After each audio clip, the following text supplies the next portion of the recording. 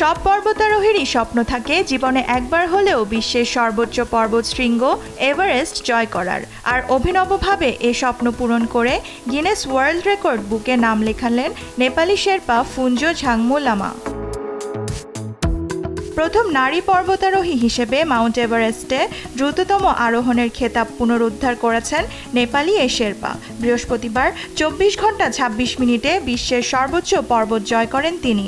আরোহণ শেষ করে একই দিনে স্থানীয় সময় বিকেলে বেস ক্যাম্পে ফিরে আসেন ফুঞ্জো। 2018 সালে ফুঞ্জো 39 ঘন্টা 6 মিনিটে এভারেস্ট চূড়ায় পৌঁছানোর রেকর্ড করেছিলেন।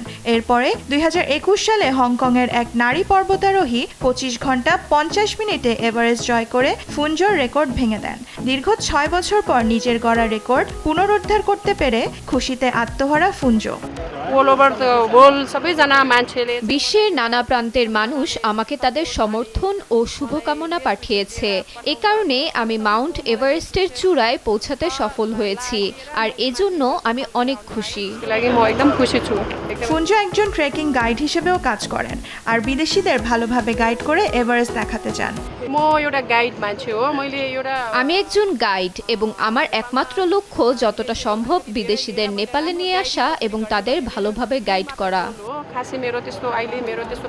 ফুঞ্জোর এই সাফল্যতে উজ্জীবিত পুরো নেপালবাসী। দেওয়ান মুবাশিরা হোসেন, নিউজ ডেস্ক, দেশ টিভি।